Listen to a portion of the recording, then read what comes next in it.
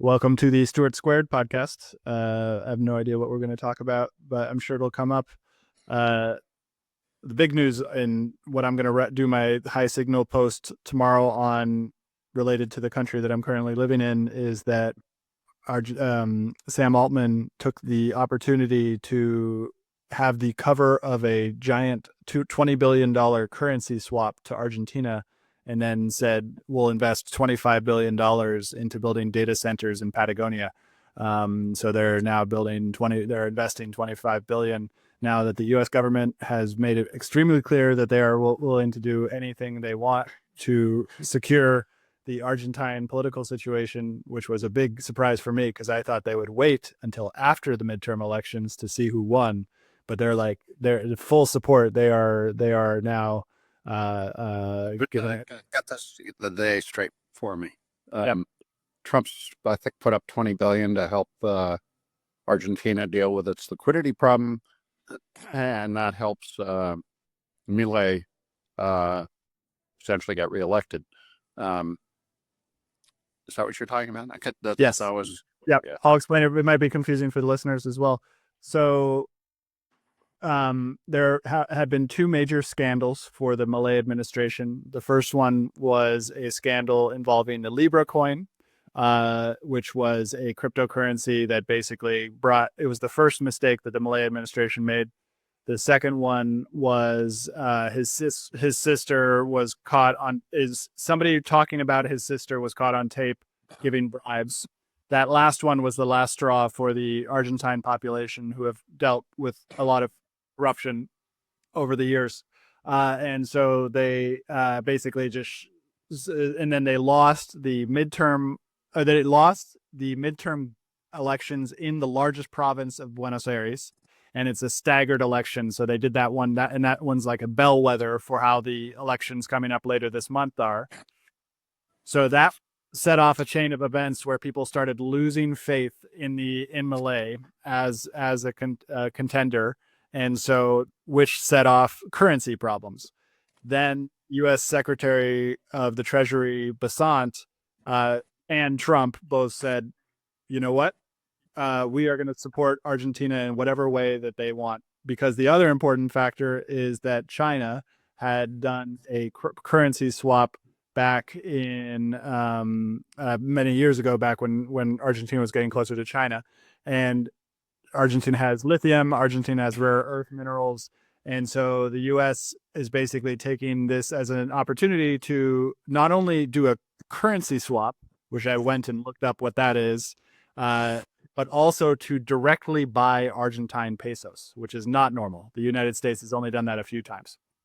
All of that is now, and then related to that, the AI relationship is that there's an investment scheme that Milei has allowed, which is as long as you invest more than $150 million in the RIGI, you get certain tax benefits, all these different things. Sam Altman took the opportunity of having full U.S. support for Milei to do a deal with Milei to set up data centers for $25 billion in Patagonia, probably with all the cold weather, and set up data centers. And I think I haven't gone into it. I'm going to go into it tomorrow for our report to AI Whispers. And if any of the listeners want that, please send me a DM. But yeah, that's the rundown. What do you think?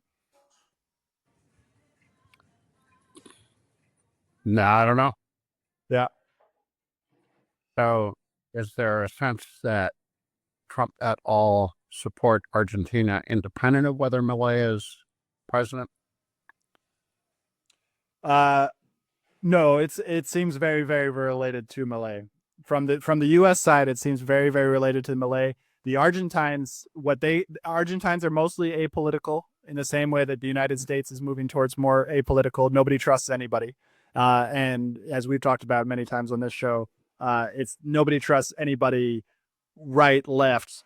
That's what's happening in the U.S. That's now what happens in Argentina. So that's and it's been that way for a long time. So they basically, this is just it's going down the same pathway that Argentina always goes down. But now with the U.S. basically among the Argentine perspective, they see it as domination. Basically, not all Argentines. A lot the Argentines who support Milei are like, we love this. This is great. America and Argentina should be natural allies, particularly with Trump and Milei, because they're both part of the alt-right. Well, I'll have to absorb that. So I don't know. I don't know what to think right now. Yeah. But let's go into the AI part. So data centers. How long does it take to construct a data center? Musk built a big one in Georgia. About 6 months. It doesn't naturally take that long because you basically put up 4 walls and cram a lot of computers in there and hook them all up, as long as you got the power. And so the big issue is not so much the construction, it's acquiring power. And wherever it's coming from. So there are data centers like all over the Northwest on big rivers using hydropower. But most places have to kind of use whatever supply of electricity is around.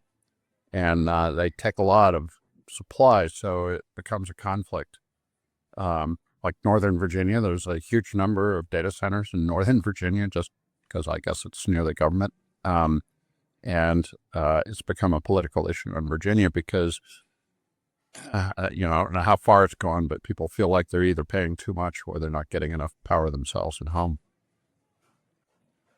So it's not a construction problem. It's it's half political and half, buying enough chips. But we've talked about that a bunch on the show, is that Sam Altman feels like he's a Larry Ellison and he'll say whatever needs to be said in order to get the thing done, or raise the stock price. So whether he can get the chips and whether they can get them in Argentina, like, that's pretty crazy. If he's got the U.S. government behind it, then they can definitely get the chips, right? Like, if Sam Altman is in bed with the U.S. government and is essentially saying to Argentina that they're going to invest $25 billion, it must be happening, right? I'm just looking up what he's said about Argentina.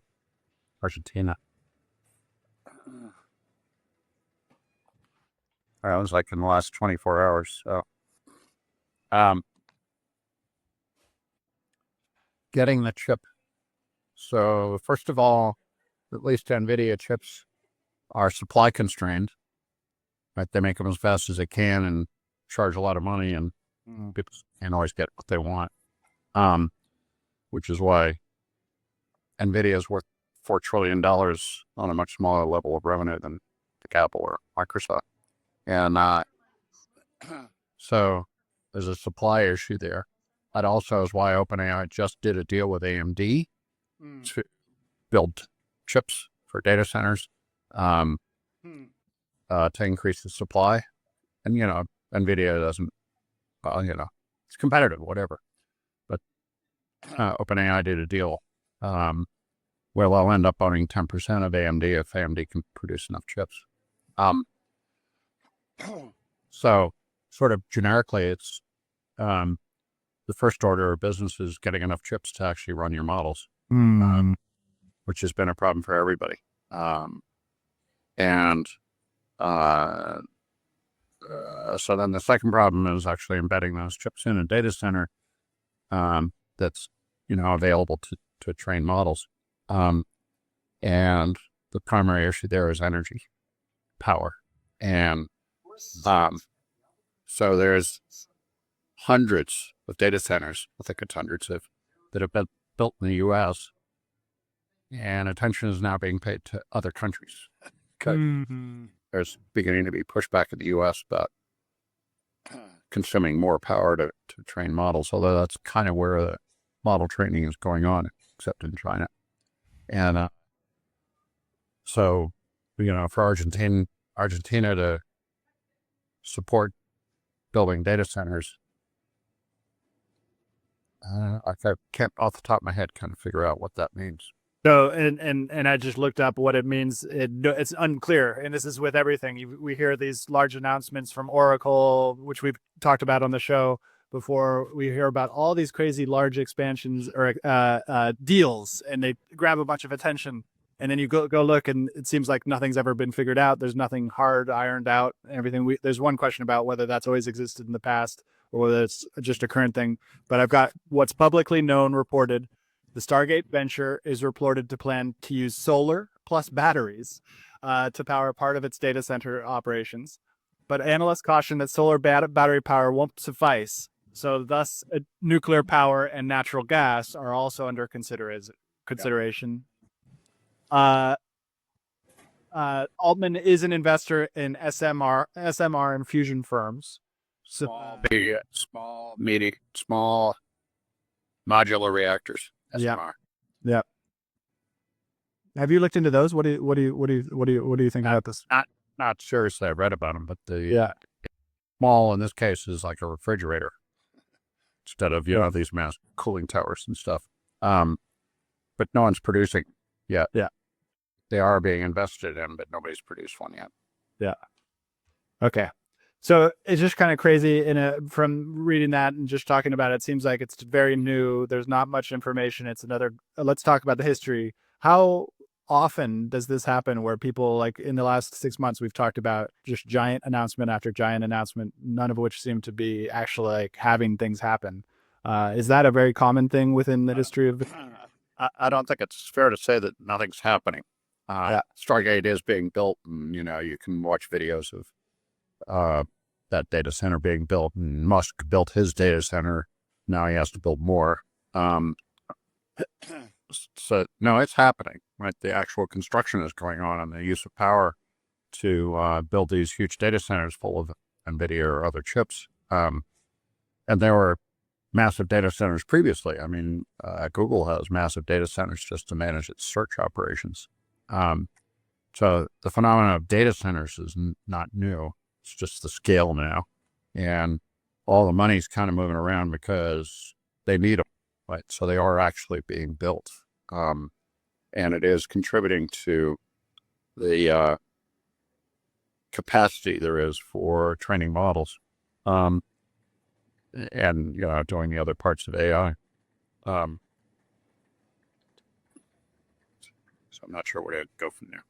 So I pulled up over the last 6 months, there's been an OpenAI, Oracle, SoftBank, Stargate, announced 5 new AI data centers, part of $500 billion. But the question I had there is related to $500 billion, but then there's also like how much of that is actually actionable right now on the table and versus the hype of the situation. That's the core question. But then I want to go to the other types. So CoreWeave has committed $6 billion for a Pennsylvania AI data center. Might have been the one recently that got shut down. Microsoft announced an $80 billion investment in AI optimized data centers through 2028. Blackstone increased its debt facility to $1 billion to back aligned AI data center expansion. And Meta opened a $1 billion data center. Didn't even mention Musk's large data center. So that's like a year old. So yeah, interesting. But okay, so I'm gonna say how much of Stargate is confirmed. Yeah. Not nearly the full 500 billion. The current confirmed or in motion portion is on the order of over 400 billion, tied to 7 gigawatt of planned capacity. So it exceeds 400 billion over the next 3 years. It's still aspirational. So but it sounds like from that it says 400 billion is already confirmed, basically. So this is in action. Yeah. I mean, this is actually happening. This is not just funny money. Yeah, but it's the equivalent of, and I think we have talked about this before. You're welcome. Sophie. Back in the internet bubble, late 90s, there was a big capacity problem. How do you get data from one side of the country to the other or to the rest of the world and do it in a way that's responsive when people are using it? So the sort of right before the internet bubble burst, the focus is on optical, which means, you know, basically pieces of glass that can send data really fast, and optical interconnects, which are the devices that receive the data and then move them into different parts. So all of the major telecom carriers started spending at least hundreds of millions, if not billions, laying fiber optic cable across the country and creating data centers. They weren't really data centers. We talked about this before. This is more about how the network works, but so it's not storing data, it's processing. Why? And then the internet bubble burst, and that actually kept going for a year, but it was clearly overbuilt, and the people that built it were clearly going to lose their money on it. So it all felt like it shut down. They just changed ownership, and the current owners of that infrastructure got it real cheap. That's the equivalent, right? Because this is like massive perception of demand. So people are spending a lot of money to satisfy that demand, but they're not coordinating with each other. They're competing with each other. So it's going to get overbuilt. At some point, it's going to get overbuilt. One could imagine that this might be the period of time when it does get overbuilt. And whoever is building that capacity will probably suffer some economic harm as a result, but it's physical infrastructure, so you can still use it even if the ownership changes hands. So it's kind of two separate issues there. The question here is the one we addressed earlier in a different session where you were asking about depreciation. Is like, so how long is this stuff functional for, given that the chips keep improving, that the software keeps improving, that, you know, if you lay a fiber optic cable, it's laid there and it will sit there, and if you use it, it'll still be fiber optic and really fast. So there's a different set of constraints here, that because it's more like an architecture, it involves multiple bits and pieces, and nobody knows, right? There's I always lose track of NVIDIA's chip numbers, but H100 or and something like that. How long do they keep being useful, given the demand for processing? You know, if they introduce a new generation, does that make the old generation less functional? I don't know, and I don't think anybody else knows either. Okay, a lot of great questions. I pulled up what were the signs that dark fiber deployment, that fiber that you were talking about in the 1990s, was overbuilt before the crash. And it says extremely low utilization. So it's estimated that 85 to 95% of the fiber deployed remained dark. So they built out this huge thing that just never got, probably until 2006, got actually built. So explosion of vendor. So that's interesting. There's not a huge amount of other vendors who are trying to do the data center, because data centers are really expensive. It's very different than dark fiber, right? Like, it's the dark fiber. It's a building with a bunch of computers in it, as opposed to laying a fiber optic cable in the ground, which just sits there ready to be used. The problem is they're already maxing out the data centers that they've already built. So, and I suspect that OpenAI is, so I looked at the data. I think this is this week, since we last talked. And this happened this week, actually. So they announced they have 800 million weekly active users. Of those, it's actually, I'm pretty sure it's monthly, but it might be weekly. But regardless, they only have 20 million paid users. So they have 20 million paid users against 800 million users, and they have to run inference for that huge amount of users. Meanwhile, Claude has all of the developers using all of their things, all their codecs. This morning, I had a mind-blowing experience of being able to build apps. I now have a foolproof way of building apps using prompting with codecs, which is OpenAI's command line interface tool. But Claude is essentially serving all the developers, but the developers are way, way less large than 800 million people using inference for ChatGPT, all of which is free. So like they must be just going through insane struggles, and I suspect that they're basically making the chatbots really, really not that great for a lot of people at a scale because they have to deal with this inference. Do you think that that's true? Well, they have to manage the usage of their infrastructure. So they must have some set of tools that allows them to prioritize, the $200 a month people versus the $20 a month people versus the free people. And I assume they're pretty competent at that because they've been doing it longer than anybody else, at least with the chatbot. Coding and other things actually don't go through the chatbots or but don't necessarily go through the chatbots. So it's, there are different applications that I'm pretty sure they understand they're on. The IT guy at OpenAI must have a really interesting job. Chief Integration Officer. I mean, who the hell's worrying about that? It's still a relatively small company, and yet they have this massive investment in infrastructure. And so they must have a set of tools that allows them to manage that as efficiently as they can. It's big news for OpenAI in terms of capacity is Sora. Yeah.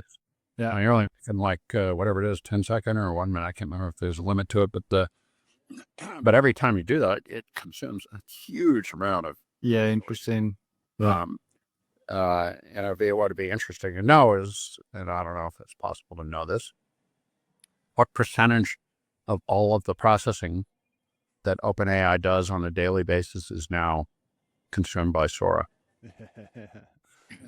making those videos, because they've turned it into a social app, right? And there are people. It's going all over the internet. It's going all over the social media. It's hard in the social media, and it's there is a massive amount of usage associated with. I mean, what's the number? They got 1 million downloads the first day. And I don't know what the count is now, but it's the top app in the iOS App Store. I can't remember if they've done Android yet, but so I did one. It was a lot of fun. I really I did a weird thing. I'll tell you what I did. Yeah. So my friend Rick Smolin, who's I've known for 45 years and is a really well-known photographer, world-class photographer. We did the pitch to him. We showed him what we were doing with our venture fund. And so he made a couple of AI photos for him, showing what he thought we were at. Wow. And so one of them is family sitting around watching a football game in 3D on the living room floor. It's a pretty cool picture. And then I used that picture with Sora and said, turn this into a video. And at first it wouldn't do it because it said these are photorealistic and we won't use real photos. And then I modified the prompt and said, in this AI generated photo, and it got over it. And it made a video. And the video is, this family crowded around where these characters are playing football. And it's wildly wrong because it says there's a touchdown, whereas the guy missed the ball and it went out of bounds. But, I could refine the prompt and make it better. But I just I'm going, this is just really interesting because I am not a video guy. My age and my experience, I know how it's done. I know how movies are made and television and blah, blah, blah, but I've never done it myself. And so I've never, and I just wrote a prompt and got a, whatever it was, 10-second video. So, I want to get those. I put a reminder for myself to ask you for both the pictures and the video, because that sounds interesting. Maybe even I could share them here. Are we allowed to do that? Does that work? No, let's not. Well, I'll get them later, and then if anybody's listening to this and wants those, please reach out to me. But so much has happened this week. I almost forgot to ask you. You said you were going to visit somebody with a Unitree robot. Did that happen yesterday? Yeah. What happened? Please explain what the Unitree robot is. That you want me to show you because it's pretty interesting. So the first thing I noticed about the Unitree robot is it's about 4 feet tall. Expect it, in your mind's eye, you expect it to be the same size as you are. Yeah. It's like 2/3 the size. And Logan, the guy I went to visit, who bought this from China, had it shipped over. Although you can now buy them at Walmart. And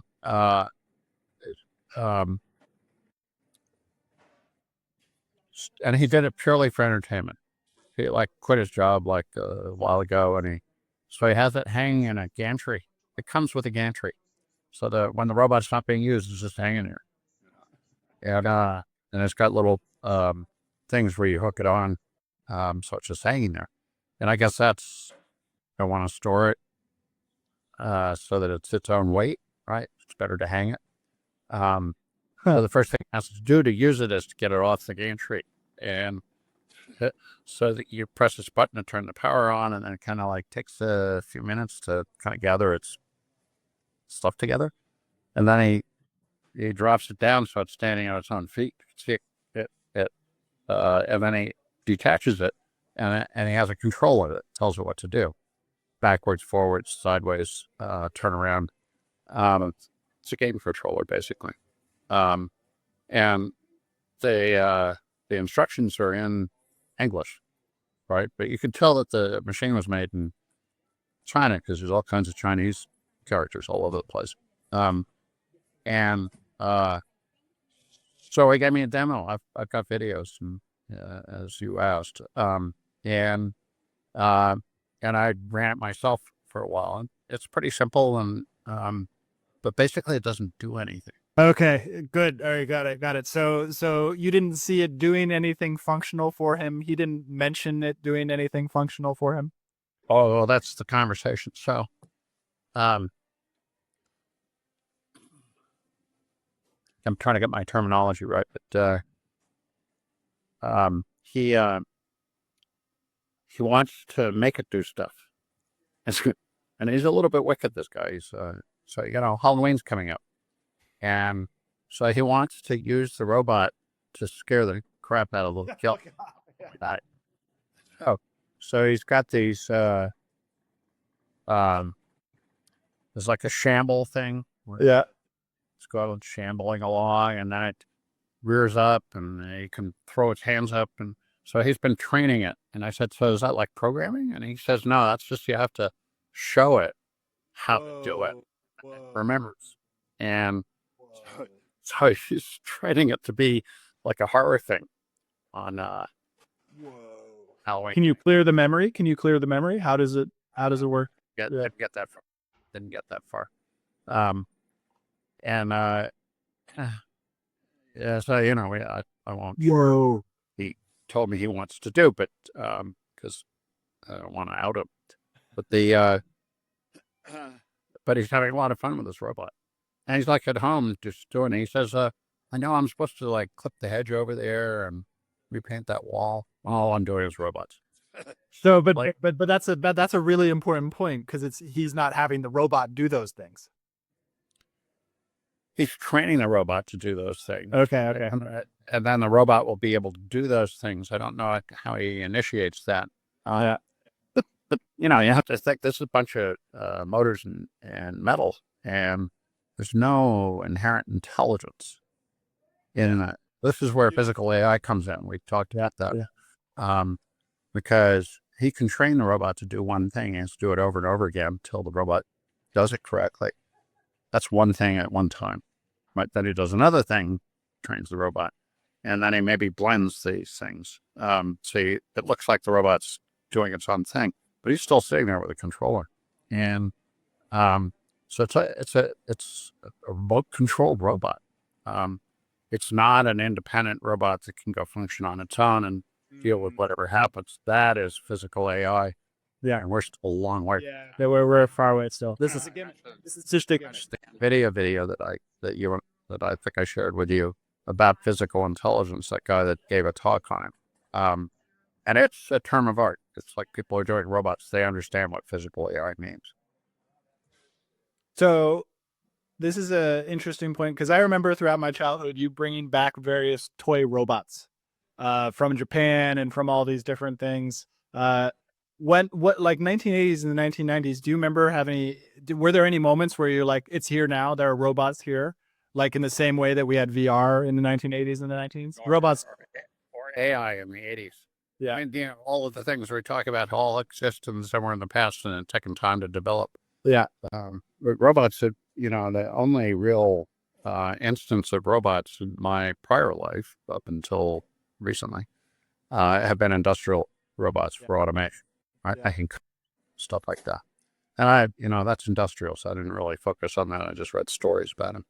And you look at, pictures of the Tesla factory or, any of the big car manufacturers, they got all kinds of robots in there putting cars together. So why not industrial? Why didn't you get into industrial? And because there's like particularly the last 10 or 15 years, it seems like industrial automation with robots has, but it's all hidden. It's hidden from everyone, right? Like it's just And people don't go to factories, so people yeah, work at. And I don't have any interest in industrial automation. yeah. I'm not. It's a very boring. It's a very boring. Can be, although it's very, very interesting because I have made an investment in a company called Chef Robotics, Yeah, which I made the investment because the guy, not yeah. because I was doing robotics, but he's building a company piece by piece. And this is the most boring, prosaic thing you can think of. Industrial food prep. There's a lot of food prepared in advance on production lines. And and they make the stuff that shows up in airports and, it's in a case and it's got corn in it and a veggie and a chicken breast. Right now, people sit there and they pick these things and put them together and cook it on the line. That's why it's called Chef Robotics. It's like he's making robots to automate food, industrial food production. And, um, and he's meeting with a lot of success. Now, these don't look like robots. They're like, it's like a cage with some arms on it, and they program it, and it's not very sexy. It doesn't look like humanoid, and but it's like a high need, right? He goes into these companies, they go, yeah, we need that. The whole process takes a while to sell them, but um, so that's my little window into industrial robotics, because I thought this guy was good and I'd put some money in. So it's just essentially a robot arm, a single arm. Somebody made a great tweet. 2 arms, okay, because it's cutting things and processing food. I don't have to cut. It's pick and pack basically. Referred to pick and pack. Pick it from this bowl of this and put a portion of this along with other portions. Pick and pack. Okay, a question came to me as we were talking about the IT guy at OpenAI, and I want to dig into that, the history of that, because you said that must be a really interesting job, and I imagine that's why people join startups, particularly people who are, already have a well-established reputation and business, is they go join the startup because it's a really interesting problem. What other companies were like that? Was it with Google? Did Google have like a interesting problem that they solved related to the peer ranking, peer review that led them to be like a company? Like, well, what other periods of history were like this guy at OpenAI doing the IT to do large scale inference? So, in the case of Google, I don't know who the chief information officer or kind of how it was organized, but Google, when they started doing search, built their own servers. Yeah. Physically, they had them built by contract manufacturers, but they designed their own and packed their own data centers with those servers, and then designed the architecture so they could spread the information out in multiple cloud storage and all the processing for returning your search results so fast. But at the time they started, whatever it was, 99, there was nobody building that stuff, so they had to build their own. But the story so here's the problem with the Silicon Valley companies. If you got a bunch of extremely talented technical people, they have a certain attitude and they believe that they can do everything. And so they build the computers, they write the software, they do the whole system. And so I'll tell a story that illustrates the problem with that. which was eBay. The Meg Whitman became CEO of eBay early on, and Pierre and the other guy sort of stepped back, and she was running it. And the first thing that happened within weeks of her taking the job was the whole system failed. eBay went offline for like a week. And the reason that happened was because the eBay engineers were both designing the software and running the infrastructure. And so they did not plan the infrastructure very well. And so when they were running on Sun Microsystems computers. And so what happened is that one machine would get updated and the rest of them were behind. And there would be like holes in the system because they had different versions of the software running on it. Big problem when you have a lot of computers trying to do the same thing. And so they got out of sync and collapsed. It's just like the computers couldn't talk to each other. It was hell, like hell week at eBay. And the reason I know about this is because I recognized that when they talked about it, right? The people that were talking about what happened were the people writing the software for eBay that was doing the auctioning. So I happen to know a guy who was like a master IT guy. And I sent an email to Meg Whitman and said, by the way, you might want to talk to this guy because you got to separate your engineering from your infrastructure. And she did, and she hired him, and he fixed the thing. His name was Maynard Webb. And if you're experienced to this, you can tell when problems happen and why they happen. And frequently it's because it's poorly managed internally, not because it's technically wrong. It's the people. So that's why I think, God, who the hell is running OpenAI's IT? Because, the uptime on this stuff has to be 99.9%. It has to work all the time, right? You can't have and maybe they've designed it so you can have a computer drop out and it doesn't disturb the system. That's called a highly distributed system. But it's being interesting to track that guy down. I bet you Sam Altman won't say who it is. No, I found him. He was the head of the Air Force. He was the head of the Air Forces. I don't have the thread pulled up, but I'm basically ChatGPT and all the things you talk about. And so it's the guy who ran. He's the chief information officer, and he came from the U.S. Air Force, which probably makes sense, right? Because it's like the Air Force probably has large data centers that they need to manage, right? They have a lot of airplanes. They have to, Yeah, interesting. I'm saying at an airport, it's amazing to watch how these things work. How do they get the bag from one airplane to another without losing it? It's like, which they used to do all the time, but now you don't really hear about that anymore. It's like, how do they make sure the right pilot's at the right airplane? Like I was sitting at LA airport this morning and they changed gates. They swapped gates between two flights. Yeah, so that means they decided to use a different plane to come to Albuquerque and the plane I was supposed to go on to go to Jackson Hole. And how the hell they decided to do that? It's like, it's a very real-time infrastructure. In the case of commercial flight, you got people on board. You really don't want to be killing them. The real-time infrastructure sounds really interesting, but also the inference thread that we were getting on of how they managed to do 100% uptime.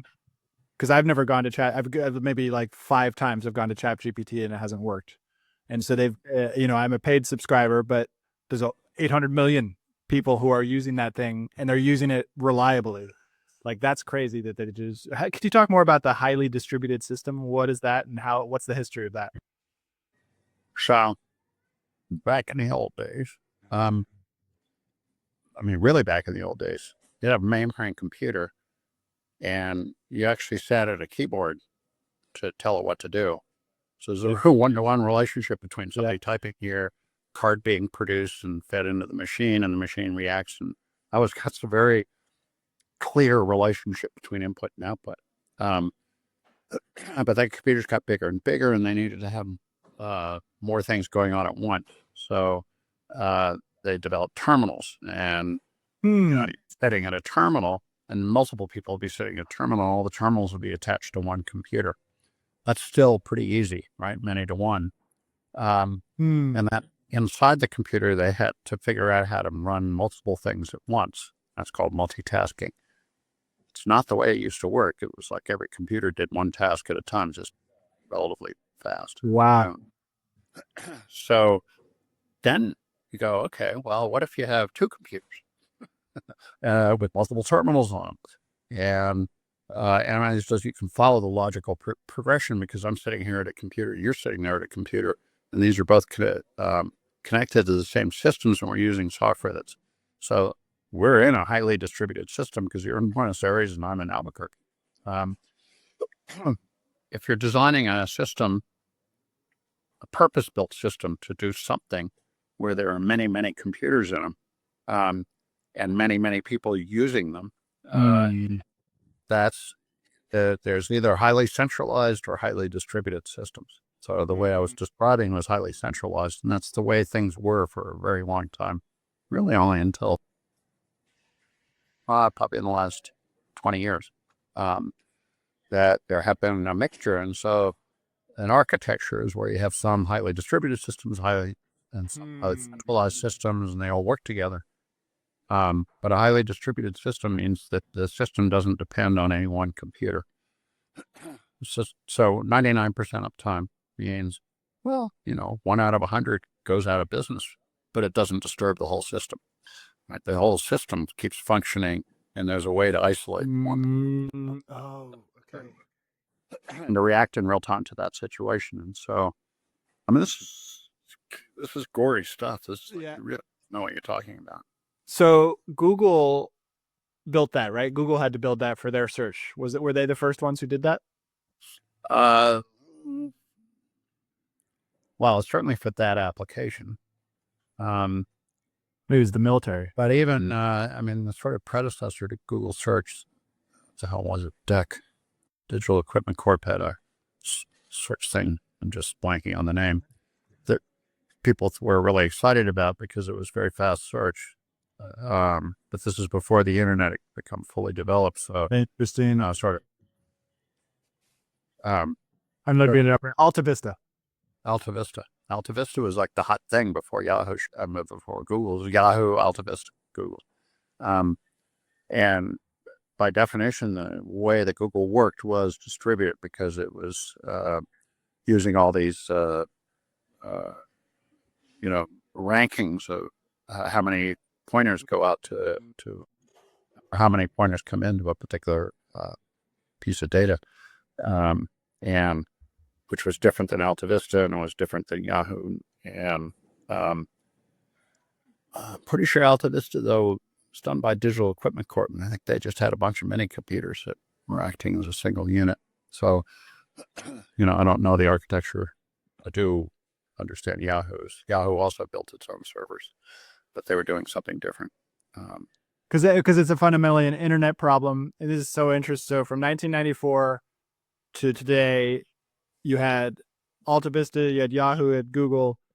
Those were the main ways that they just needed millions and millions of computers to all connect together and have minimal minimal downtime. Who are the other ones in the 1994 to 2003 range of like millions of people? AOL,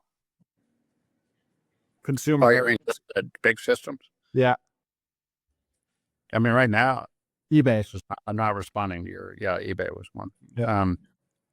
The more interesting to me is, what is it now? Yeah. Who runs huge systems, right? One of them is Netflix. Netflix has, hundreds of millions of hours of video stored, and anybody can watch anything they want at any one time. Yeah. A good portion of their infrastructure is actually Amazon Web Services. They use a lot of AWS, or at least for storage. I don't know if they use it for compute, other things, but I've got this halo on top of my head, which is kind of cool.